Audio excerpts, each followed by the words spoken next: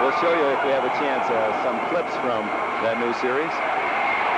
Moon hitting Drew Hill at the 31-yard line. As the Oilers, if nothing else, want to try to strike for some scoring here in the final quarter, trailing 27-3. 5 catches for Drew Hill and 93 yards in the game. 9:14 left. Alonzo Highsmith in the backfield with Moon. Wide open Curtis Duncan. He's inside the 20-yard line, and another first down for the Oilers. Haynes and Dennison with the tackle. It's getting cold. That sun has dropped down over the horizon, and lights are on here. And I'll tell you, it is terribly cold over on that Houston sideline. Taking off toward the great snow country, the ski country, as Warren Moon finding Gibbons open. Ernest Gibbons has a touchdown. A flag is down. And we'll see if that one counts. Offside Denver, it will. Preliminary signal against the Broncos. Warren Moon finally able to look up and see some points. Decline, touchdown. It has been a frustrating afternoon for these Oilers. They've been in scoring position a number of times and finally get 7 on the board. So Patrick Allen's interception of an Elway pass at midfield, and quickly Moon gets his team in the end zone. Ernest Gibbons, that combination of Gibbons and Hill as the years go on, going to be more and more recognized. They are really talented. Zendejas has the extra point. So Moon first eluding the pressure from Ruan Jones, and then throwing against his body finds a wide open Ernest Gibbons. And that gets the Oilers their first touchdown of the game with 8:22 left. Steve Watson was there, but he doesn't have it. 81, 24 is Tony Bodie. He doesn't come up with it. Who does? It may be that no one came up with that football, in which case it would go over to Denver at that point. If we look at it, it did appear, Dick, that an Oiler had the best chance. A perfect onside kick.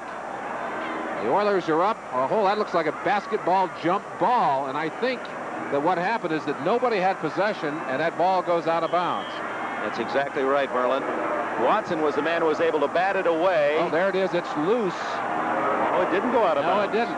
Watson able to knock it out of the hands of one of the, and it looks like Casey Clark, perhaps, who gets up there. Number 27 is the man who actually dove in there and scooped that ball up. But the Oilers did have it for a moment, and Watson did a terrific job of playing defense, the veteran.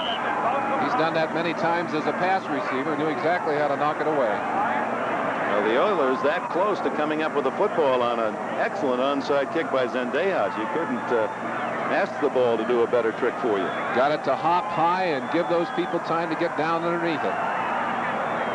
Meanwhile, John Elway stays in the game, 27-10, and now with that touchdown, it's a different story. A couple of successful onside kicks, and the game is still within reach. Well, certainly not history, but the one thing you worry about late in a game like this, especially as it gets cold, is an injury.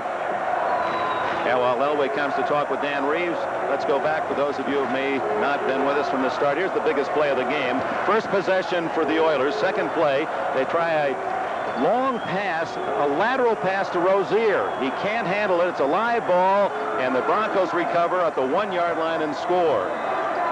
And then Moon, trailing 7-0, has the ball deep in Denver territory, doesn't see Carl Mecklenburg. And number 77 of the Broncos picks it off. And that started a long scoring drive to make it 14-0. Another deep penetration by Moon and the Oilers. He tries to hit Drew Hill. Mark Haynes, who has played brilliantly, picks it off, returned it 57 yards. That's how the Broncos have stayed in front. Sammy Winder protecting the football, gains a couple. John Grimsley with a tackle.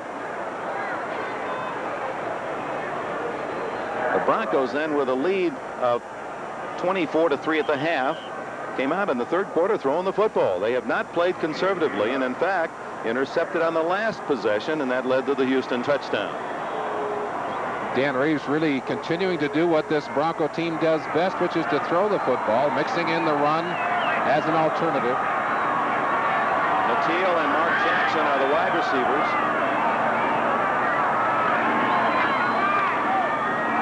Make the winder. Elway hits Lang.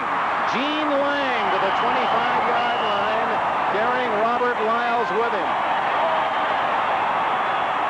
And again, that looked easy enough, but running at full speed.